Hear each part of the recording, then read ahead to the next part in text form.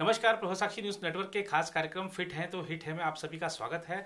आज की भागती दौड़ती जिंदगी में बहुत सी नई बीमारियां हर आयु वर्ग के लोगों को हो रही हैं।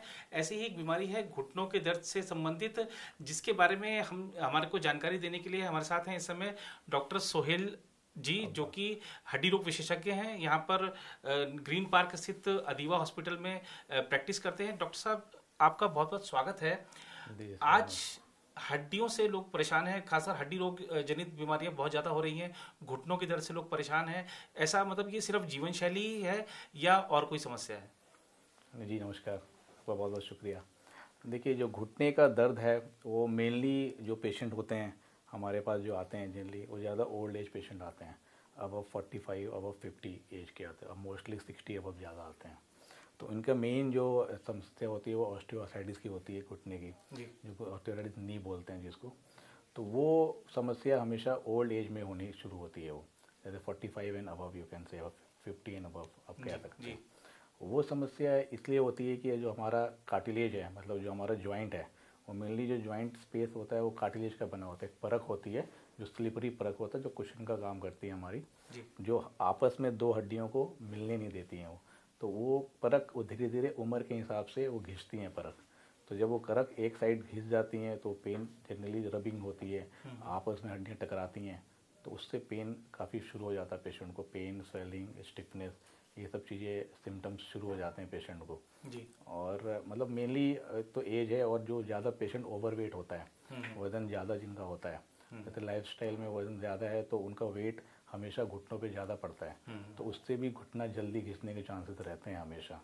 अगर मान लीजिए अगर किसी का वज़न अगर 1 किलो भी ज़्यादा हो रहा है तो ये समझ लीजिए कि 8 टाइम्स घुटने पे वज़न पड़ता है एक घुटने पे। तो ये समझ लीजिए इंटू 8 कर लें, ऐसे ही वज़न जितने मतलब बड़ी बात बताई डॉक्टर साहब ने कि अगर आपका वजन 1 किलो भी ज़्यादा होता है तो 8 टाइम्स घुटनों पर वजन बढ़ जाता है। जी जी बिल्कुल, क्योंकि ड्यूरिंग वॉकिंग हम एक पैर पे आते हैं, और इनफैक्ट जब सीढ़ियाँ चढ़ते हैं हम तो उसमें और वज़न घुटने पे पड़ता है करने के, तो वो वज़न वो ख़राब होने के चांसेस ज़्यादा रहते हैं हमेशा ओवरवेट पेशेंट के। जी डॉक्टर साहब, जैसे कि आपने कहा कि जो ज़्यादातर जो एजेड लोग होते हैं उनको होता है, लेकिन ऐसा आजकल युवाओं में भी देखा जा रहा है। हमने भी ऐसे कुछ लोगों से बातचीत करी, किसी को अच्छा, इसमें भी परेशानियां लोगों को अलग अलग तरीके की होती हैं। किसी को सीढ़ी चढ़ने की परेशानी है तो किसी को सीढ़ी उतरने की परेशानी है। इसमें क्या अंतर, ऐसा क्यों? देखिए, सीढ़ियाँ चढ़ने पे हमेशा लोड जो है वो घुटने पे पड़ता है ना। उसके अंदर हमारे जो लिगामेंट्स होते हैं, जैसे anterior crucial ligament, posterior crucial ligaments होते हैं, तो उसकी भी कई बार स्ट्रेन से, कई बार उसकी हैम्पर से, जैसे मान लीजिए आप कह रहे हैं कि यंग पेशेंट में भी समस्या आती है। तो यंग पेशेंट अगर एक्टिविटीज़ कर रहा है, यानी कि वो कुछ स्पोर्ट्स एक्टिविटीज़ वगैरह कर रहे हैं, तो उनमें भी उनकी नी में इंजरीज होती हैं।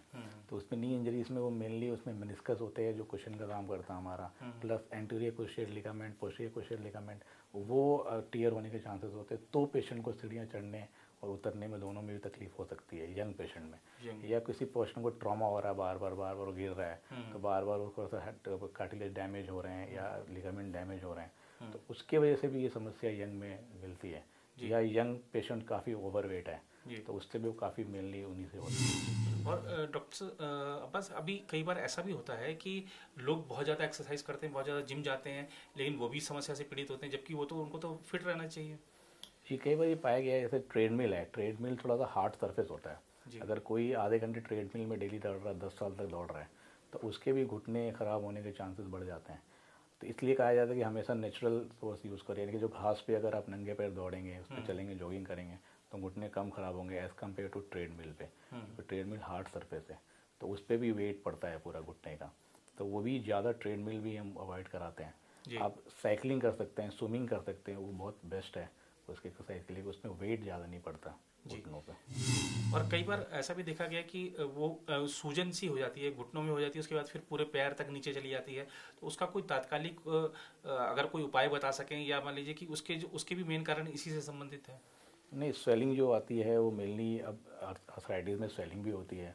आर्थराइटिस में पेन होता है, आर्थराइटिस में स्टिफनेस होती है, जकड़नपन होती है, स्वेलिंग होती है अगर आप ज़्यादा देर तक खड़े हो गए या एक्सेसिव काम कर लिया तो स्वेलिंग हो जाती है। जकड़न तब होती है अगर आप रेस्ट पे हैं, रेस्ट पे मान लिया रात को आप सोए हैं, आप सुबह उठते हैं तो ऐसा लगता है पैर जकड़ गया है, तो मोस्टली इस ऑस्टियोआर्थराइटिस में होता है ये। प्लस स्वेलिंग से आप बच सकते हैं कि आप उसको थोड़ा सा फर्मेंटेशन करें, हॉट फर्मेंटेशन वगैरह सर्दियों में कर सकते हैं आप। कोल्ड फर्मेंटेशन भी पाया गया है कि स्वेलिंग रिड्यूस करता है काफ़ी। और आप लिम को एलिवेट रख के सोएं। अगर पैर और नीचे तक जा रहा है तो 2 पिलो के ऊपर आप पैर को, एंकल को रखें। आपको एक्टिविटी मतलब आप पैर चलाते रहें, उससे भी स्वेलिंग काफ़ी कम होती है पेशेंट में। और डॉक्टर साहब एक और समस्या मैंने कुछ काफ़ी लोगों से सुनी और मुझे लगता है कि बहुत लोग इससे भी पीड़ित हैं। पता नहीं मुझे ये आर्थराइटिस का हिस्सा है नहीं, लेकिन आपसे जरूर जानना चाहूँगा क्योंकि आप वरिष्ठ हड्डी रोग विशेषज्ञ हैं। कुछ लोगों को नस चढ़ने की बड़ी समस्या होती है कि अचानक से वो कहीं बैठे हैं, कहीं लेटे हैं, तो अचानक से चिल्लाते हुए उठ जाते हैं नस चढ़ गई, नस चढ़ गई। उसके बाद फिर वो थोड़ी देर बाद जाकर नॉर्मल होते हैं। तो क्या ये कुछ इसका भी उससे संबंध है इस बीमारी से, या फिर कोई कैल्शियम की या अन्य कोई चीज़ की कमी होती है? नहीं, जनरली नस जो कहते हैं लेमैन में कि नस चढ़ गई है जी, वो ऑस्टियोआर्थराइटिस की जनरली नहीं रहती है। वो जनरली होती है कि कैल्शियम की कमी हो जाए, तो उससे भी कई बार आपको होता है कि नस चढ़ गई आपस में, फिर धीरे धीरे ठीक हो जाता है। मेनली वो ऑस्टियोआर्थराइटिस से मेनली वो नहीं होते कि नस चढ़ गई एकदम से, वो नहीं होते। कई बार मसल्स कुछ टाइट हो जाते हैं, मतलब उसके वजह से भी हो जाती है कई बार चीज़ें। उनको नसों में लोग कहते हैं कि नसें हो गई हैं, और जनरली वो मस्कुलर होता है। अच्छा डॉक्टर साहब, आप वरिष्ठ हड्डी रोग विशेषज्ञ, हमने देखा कि आपके पास बहुत सारे लोग रहते हैं यहाँ पर। कोई एक आंकड़ा आज की डेट में आप बता पाएंगे कि क्या महिलाएं ज़्यादा पीड़ित हैं इस समस्या से, या जैसे कि आपने पूर्व में चर्चा करी एजेड लोग ही ज़्यादा पीड़ित हैं, या बच्चों में भी इस तरीके के लक्षण दिखाई देते हैं? देखिए, मेनली जो पेशेंट आते हैं वो एजेड पेशेंट आते हैं हमारे, ये नी के दर्द की समस्या से मेनली। और उन एजेड में ज़्यादातर महिलाएं आती हैं, है ना। बाकी जो जैसे मान लीजिए मेनली जो मैंने बताया कि एज रिलेटेड होता है कि एज जैसे जैसे बढ़ती है वैसे वैसे समस्याएं घुटने की बढ़ती है। और भी जैसे रेमेटॉइड आर्थराइटिस है, किसी को पेशेंट को गठिया की दिक्कत है, उनमें भी बहुत पाया गया है कि उसके ऑस्टियोआर्थराइटिस हो जाते हैं। कई पेशेंट को गाउट होता है उससे भी ऑस्टियोआर्थराइटिस के चांसेस बढ़ जाते हैं। जी, जी। बच्चों में तो बहुत कम पाया गया है कि नी पेन कम हो, बाकी उनकी कंजेनाइटली कोई डिफॉर्मिटीज़ वगैरह हो नी में या नीचे लिम्ब में, तो कुछ समस्या आती हैं। मगर ज़्यादातर मेनली तो एजेड पेशेंट ही आते हैं और फीमेल ज़्यादा आती हैं। और इसका जैसे मान लीजिए किसी को डायबिटीज है या कोई बीपी का पेशेंट है या कोई और अन्य बीमारी से भी कोई सीधा कनेक्शन है इसका? जी जी, कनेक्शन इंटरलेटेड है। अगर शुगर अगर ज़्यादा पेशेंट है तो उनके पेन में ज़्यादा होता है, स्वेलिंग ज़्यादा होती है उनको, तो शुगर हमेशा कंट्रोल में रहना चाहिए, वो एक समस्या है। और थायराइड के पेशेंट है जो थोड़ा सा ओवरवेट रहते हैं, उससे भी समस्या थोड़ा सा रहता है ऑस्टियोआर्थराइटिस के पेशेंट की। डॉक्टर साहब, आपके पास मैं बहुत सारे एक्सरे देख रहा हूँ, क्या आप हमें इनके जरिए कुछ समझा पाएंगे कि ये जो घुटनों की समस्या कितने प्रकार की होती है और किस स्टेज पे जाके आखिरकार ऑपरेशन कराना ही पड़ता है या सर्जरी करानी ही पड़ती है? जी देखिए, ये अलग अलग टाइप्स की होती है, इसकी ग्रेडिंग होती है। मेनली 1 2 3 4 ग्रेडिंग तक पाया गया है। जी।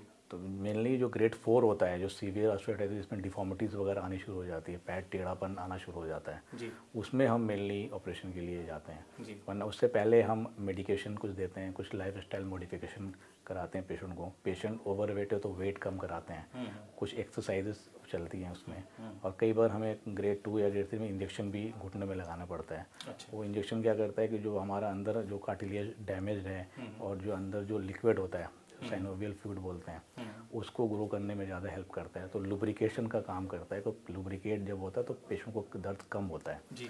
तो वो भी एक बेनिफिशियल है।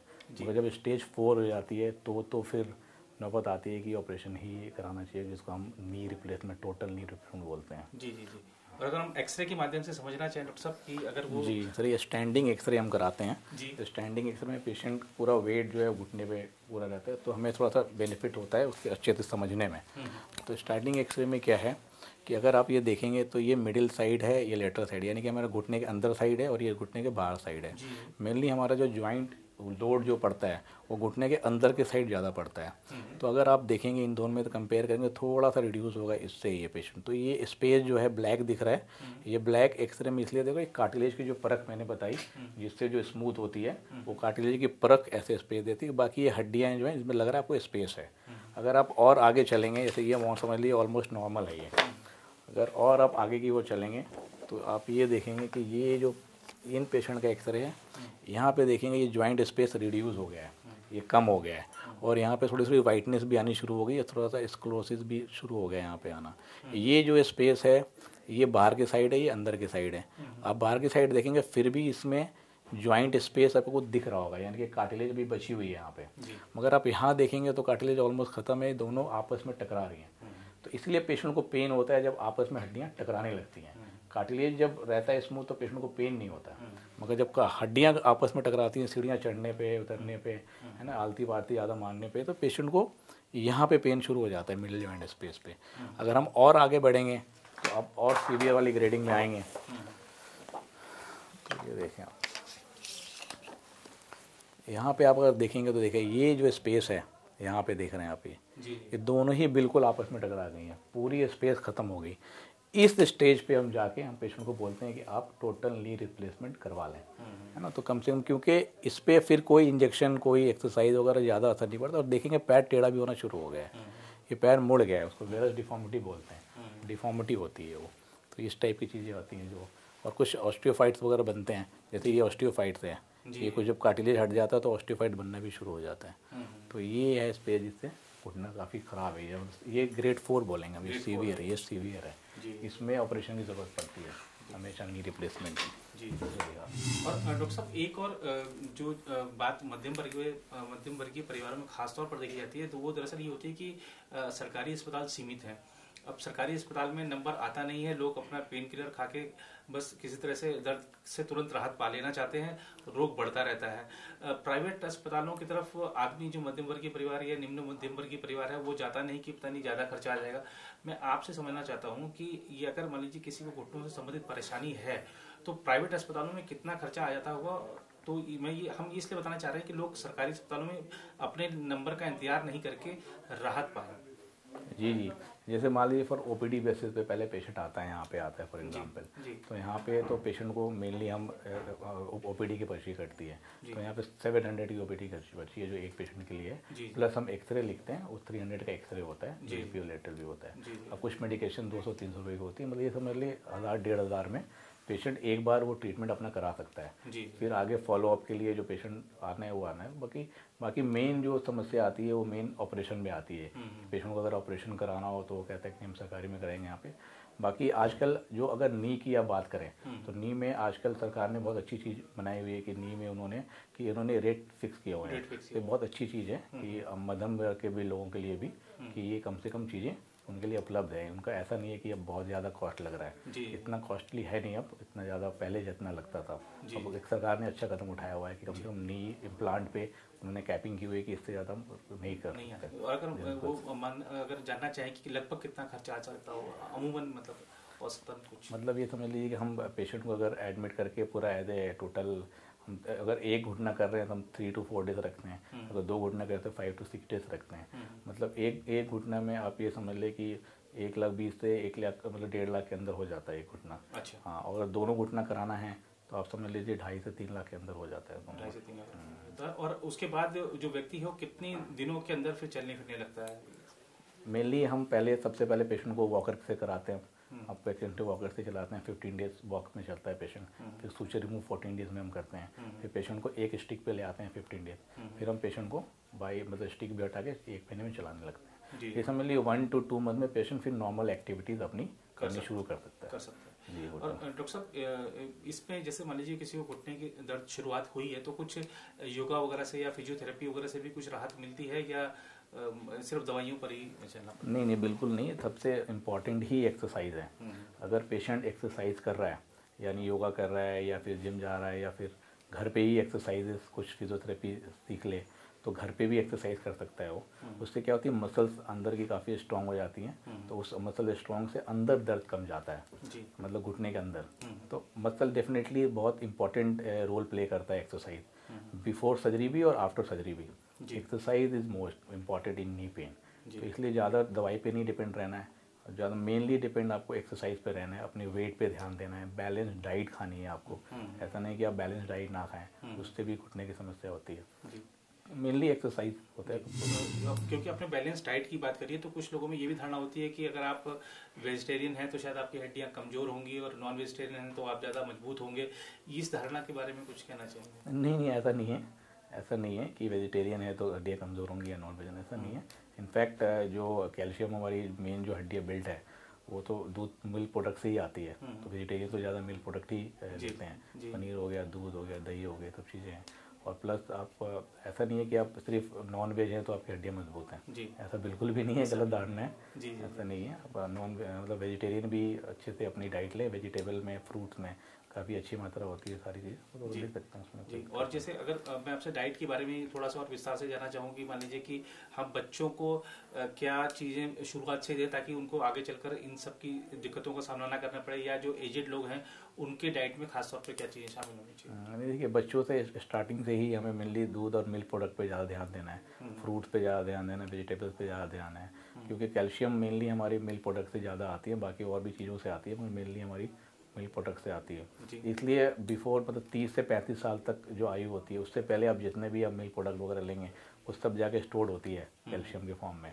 वो फिर धीरे धीरे आपके कैल्शियम निकलते रहती है बॉडी से, यानी कि स्पेशली फीमेल में आफ्टर पोस्ट मेनोपॉजल वो ऑस्टियोपोरोसिस का रूप ले लेती है। तो आपने जितना भी बचपन से और 30-35 साल तक जो खाया पिया है वो फिर काफ़ी हद तक कारगर रहती है आगे बुढ़ापे के लिए। तो वो बहुत इंपॉर्टेंट है वो डाइट स्टार्टिंग से ही करने के लिए जी, तो सबसे ज़्यादा। और जो अभी जो मतलब जो है 60 से ऊपर लोग हैं या 50 से 60 के बीच में रहेंगे, तो वो भी अपनी डाइट में यही सब चीज़ें शामिल करें?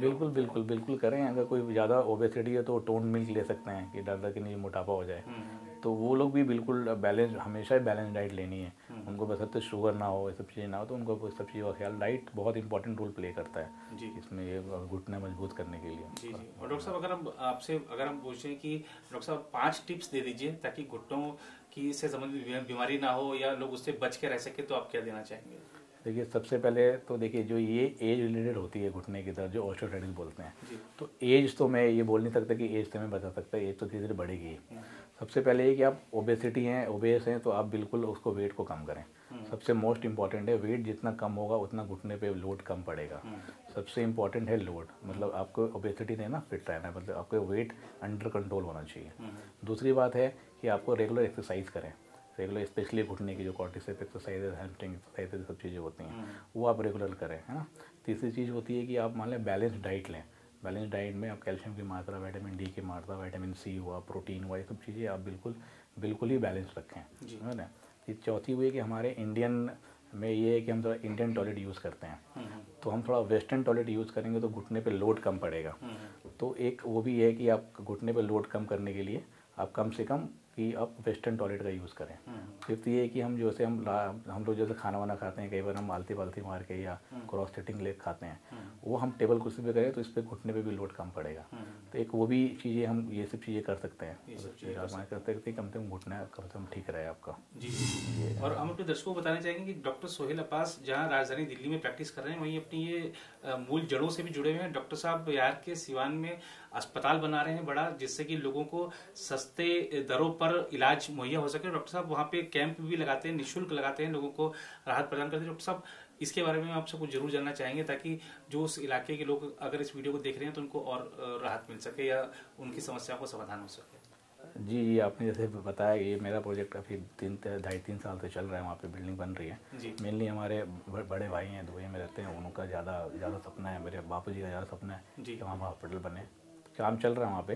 बाकी मैं बीच में हर मंथ जाता हूँ, वहाँ पे कैंप करता हूँ, इलाज करता हूँ। अभी और लगेगा 5-6 महीने और टाइम है उसको बनने में। मैं चाहता हूँ कि ठीक से बने तो कम से कम लोग, मैं फिर दिल्ली से भी डॉक्टर बुलाऊँ वहाँ पे, दिल्ली से भी डॉक्टर जाके वहाँ इलाज करें, क्योंकि लोग वहाँ पे बड़े परेशान रहते हैं। वहाँ तो उनको डेली आना पड़ता है हर इलाज के लिए, तो वहाँ पे वो सुविधा है नहीं। मैं चाहता हूँ कि मेरे माध्यम से कुछ सुविधा वहाँ लोगों को मिले, कि लोग वहाँ परेशानी का सामना ना करें, कम से कम जो छोटी-छोटी ट्रीटमेंट वहीं पे हो जाए, उनको डेली ना आना पड़े किसी चीज़ के लिए। जी, नहीं, वाकई में बहुत अभिनव प्रयास है डॉक्टर साहब आपका। और ये थे डॉक्टर सोहेल अब्बास, जिन्होंने आपकी घुटनों से संबंधित समस्याओं पर पूरी दृष्टि डाली है कि क्या समस्या का कारण है, क्या उसका हल हो सकता है, कितना खर्चा आता है। ऐसा अमूमन डॉक्टर बताते नहीं, जब डॉक्टर सोहेल अब्बास ने ये भी बताया। और इसी तरह की और जानकारियों के लिए आप जुड़े रहें प्रभा साक्षी के साथ, देखते रहें फिट है तो हिट है।